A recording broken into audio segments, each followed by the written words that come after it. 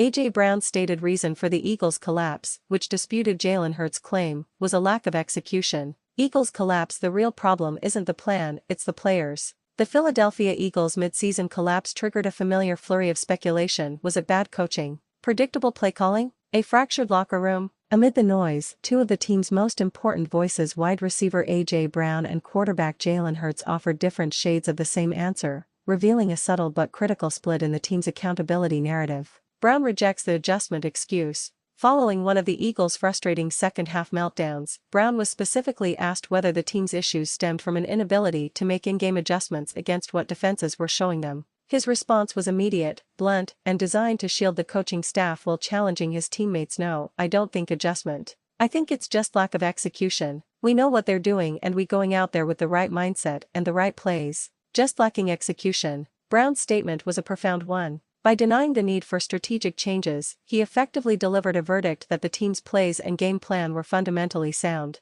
This shifted the responsibility entirely away from the coaches, like offensive coordinator Kevin Patullo, and placed the blame squarely on the shoulders of the players for failing to carry out the correct assignments and fundamentals. For Brown, the problem wasn't a complicated calculus of scheme versus counter-scheme, it was a basic failure to do their jobs on the field. The nuance in Hurts' accountability. Brown's lack of execution claim was seen as a deliberate counterpoint to the broader, more generalized language Jalen Hurts had been using. Hurts, as the designated face and leader of the franchise, often shoulders all responsibility in his post-game press conferences. He has a history of using self-effacing language to de-escalate tension, frequently mentioning a need for greater sense of urgency or simply taking accountability for everything. While Hurts also mentioned a lack of execution, his version was an all-encompassing acceptance of fault. It was designed to unify the locker room by absorbing all pressure. The critical distinction is this: Hurts' version implied, we are all failing, myself included. We need to look in the mirror and improve our effort and focus. The focus is on collective ownership.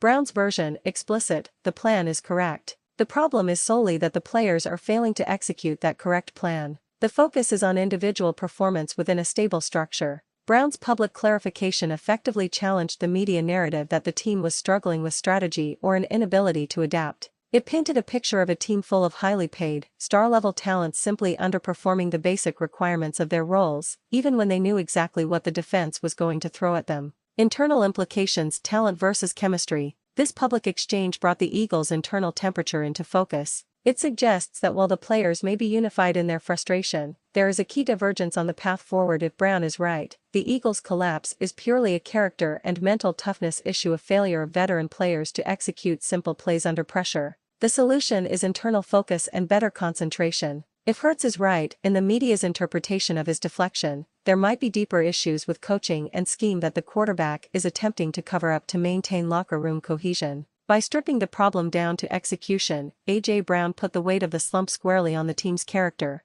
It's a message that speaks to the high standards of a championship-caliber roster. They have the talent, they have the scheme, and now they need to prove they have the mental fortitude to finish games.